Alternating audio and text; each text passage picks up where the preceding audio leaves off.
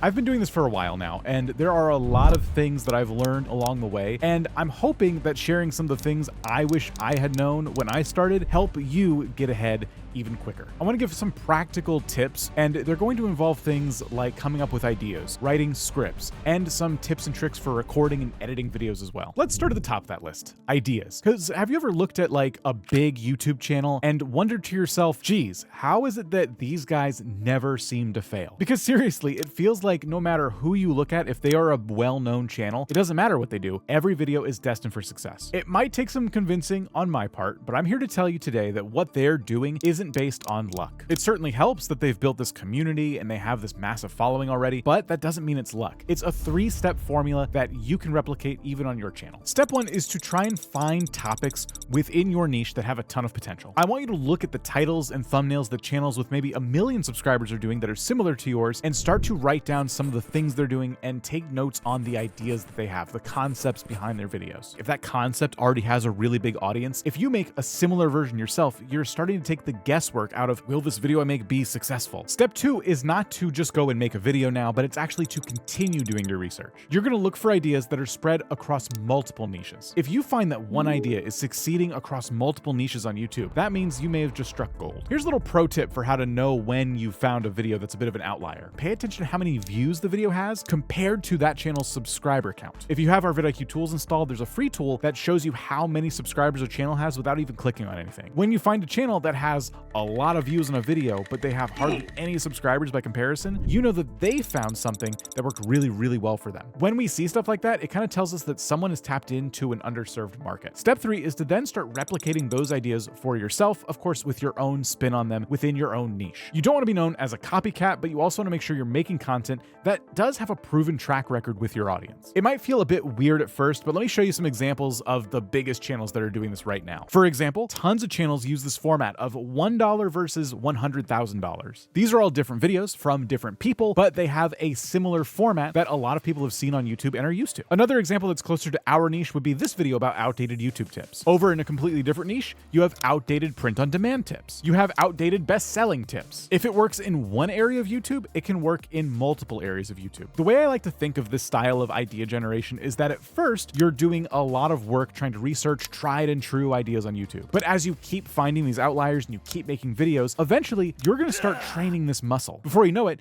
you may have a fresh idea that not a lot of people have tackled. Once you have that idea that you're really excited about, you should then be focused on the packaging, the thing that gets them to click. There are 3 different hooks that you need to focus on here, okay? It's not just the opening of your video. No, hook number 1 starts with the thumbnail. When it comes to food, you know how people say that we eat with our eyes first? Well, that's kind of how the thumbnail should work. The presentation of your video is just as important as the video itself. I want you to think of thumbnails as the start of a viewer's actual viewing experience. It's that make or break moment of seeing something and going, yes, I want to know more. And I get it, thumbnails are a lot of pressure. If you screw this up, no one's going to look at your video. But when it comes to thumbnails, one thing I learned way too late is that you should really focus on contrast. And I'm not talking about colors and hues and tones and all that stuff. I'm talking about the contrast of your thumbnail compared to that of the other thumbnails that are going to be competing with it. And you don't need to be the best thumbnail designer to kind of nail this. You see, the temptation is to make a thumbnail that looks similar to all the other thumbnails around it because, hey, those are working in this niche, so I should do the same thing. But one strategy that creators use sometimes is to go against the grain. If you see a thumbnail on this subject that's over the top, maybe you go with a more minimalistic style. If you see that a lot of thumbnails on this topic use the dominant color of red,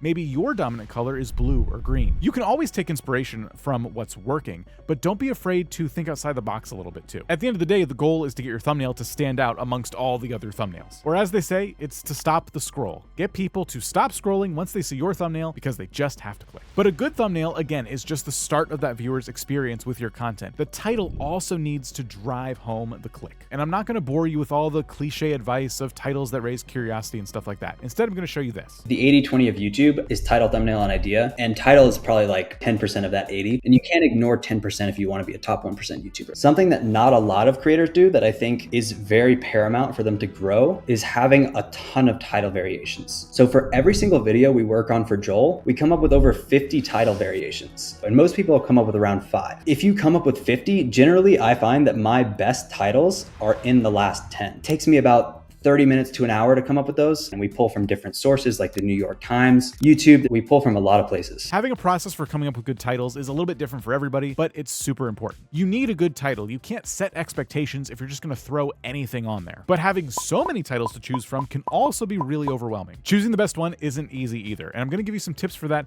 towards the end of the video. But I will say at this point, you should at least have your preferred number 1, number 2, and number 3 titles lined up. And if you can, some extra thumbnails never hurt either. So your thumbnail hooks them, your title reels them in, and then the next step is the actual hook of your video. That first 30 seconds of a video is where the majority of people tend to drop off on any given upload. You will spend your entire YouTube career trying to get that first 30 seconds right. We're not looking for perfection, okay? The goal is to just get better and better with every video. Because if you can hold your audience's attention in that first 30 seconds, they are way more likely to stick out the entire video. The top creators on YouTube use a simple 2-part opening. At the very beginning, to ensure that that drop off is as minimal as possible, they're going to make sure that your expectations as the viewer are met immediately. There's no better example than Mr. Beast himself when it comes to doing this right. Most of his videos start with a really similar setup to the actual thumbnail of the video. And the first 2 sentences that are spoken in a video usually match the title, almost word for word. I spent 7 days in solitary confinement literally starts with Mr. Beast saying, I'm going to attempt spending 7 days in solitary confinement, almost word for word,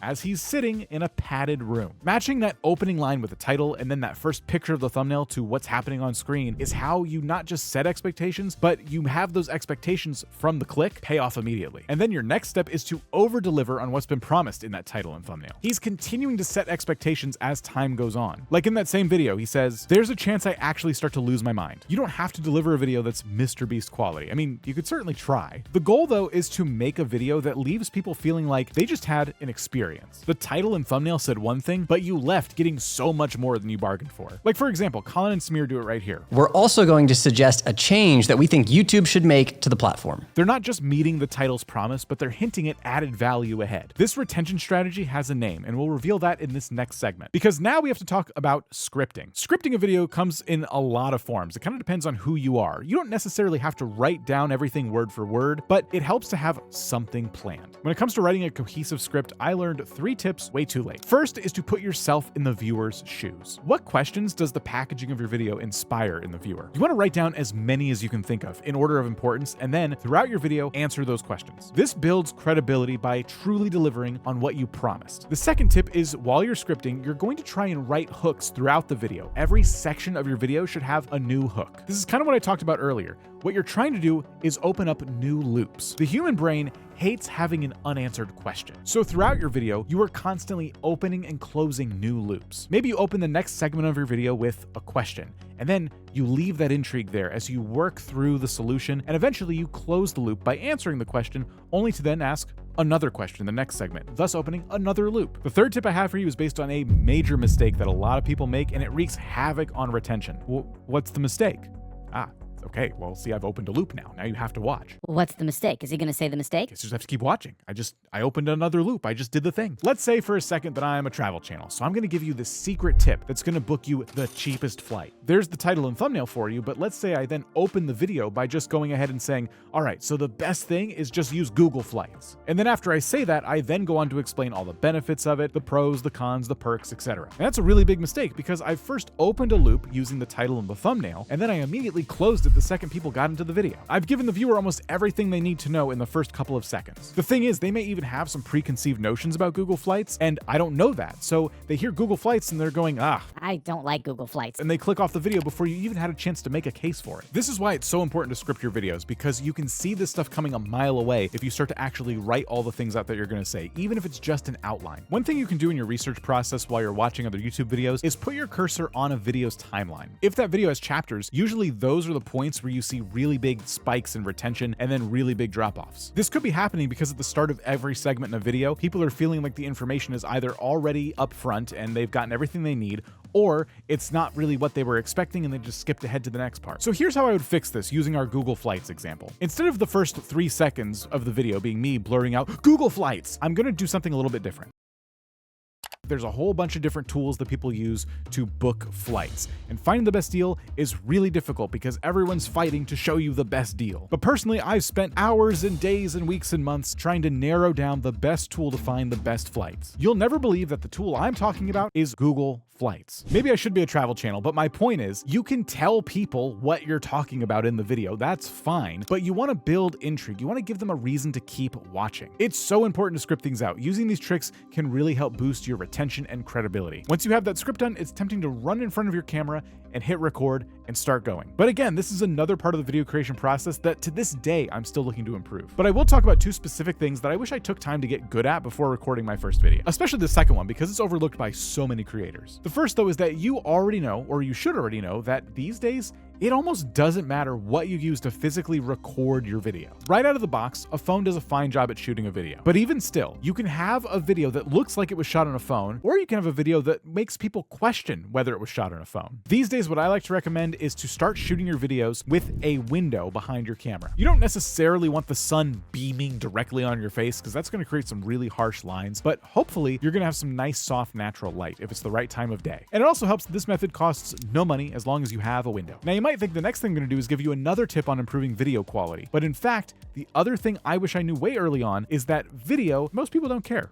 If the video is a little bit blurry, a lot of people are willing to forgive that. No, the next tip is actually audio. Most high-end cameras primarily focus on giving you the very best picture. And audio, even to this day with brand new cameras, is in a big backseat. I think on-camera mics, at least in my experience, are completely worthless unless you have them right up to your mouth. So your first big investment here should probably be in a nice high-quality microphone. And once you've done that and you made an excellent video, it's time to take it and then start editing. There are no hard and fast rules on the right way to edit a video. There are, of course, a whole bunch of best practices, and we have a video on that very subject. The biggest one, though, when it comes to editing is making the painful decisions. And just to note, these types of decisions are ones that even film directors struggle with. But here it is from one of the most prominent editors on YouTube. Logan would film about 2 hours of content for one of his vlogs during 2020, and we turn those vlogs into less than 5 minutes. That means so much is cut, and we are to a degree showing a highlight reel of his day, but what that then means is you then get the best of the best, and that creates such a highly engaging piece of content. That's the biggest mistake, especially if you're a new creator and you haven't quite got the skills yourself. I think one of the things people tend to struggle is knowing what the best part is. Have you got any like litmus test? Yes, my favorite one is this. If, let's just say you have a piece of dialogue here or a point here, and you got another point over here, and you got all of this in between. If you cut out all of that in between, and these 2 points come together, and it still makes sense, that means everything in between could have been cut. Your goal is to create the most engaging video possible. Remove the fluff so that people have a greater chance of getting to those must-see moments. It's going to take a lot of practice. You're not going to know exactly what to do overnight, but it can really maximize viewership and retention when you get this right. So now you have a video, you've edited it up, and you're done. And now this video's over, except it's not, because I have something else to tell you. There's 2 steps, and the first one ensures that people actually watch more of your content. You don't want to just end your video, right? You want to make sure you leave room for an end screen. Just one end screen with one video that is similar enough to the one that they just watched. If you can get people to click that end screen, they can watch another video. And then if they click another end screen, watch another video, you have a watch session on your hands where someone is watching maybe 2 or 3 of your videos in a row. Another thing I want to call back to is what I teased earlier about collecting multiple titles and thumbnails. Let's go back to Lyndon and listen to what he has to say. So we each select our top 3. We narrow those top 3 down and then figure out which order we want to launch the video in. The CTR is below 10%. We instantly change it in the first like couple hours. Then after 24 hours, we kind of like just leave it and see how it does. But we try to optimize that CTR as much as we can. And after 7 days, if it's below 5%, we always A/B test it. But if it's above 5%, we usually leave it. So that's the second thing. The beginning of a video's life cycle is crucial. You want to monitor your video closely for the first 24 to 48 hours. As time goes on, if you're not seeing the results that you were expecting, you can start to play around with maybe the title and the thumbnail. If you've done your research properly and you have multiple titles and multiple thumbnails planned out for your video, it should be really easy to make changes on the fly. But if you only ever had one title and one thumbnail for this video, I would recommend taking the lessons from this failing video and moving on to your next one, because the last thing you want to do is torture yourself trying to resuscitate a video that you never really properly researched. Now, if you want the most up-to-date tips on getting your videos views this year, I'm going to recommend this video here because it debunks a lot of the outdated tips that even we ourselves have given on this channel.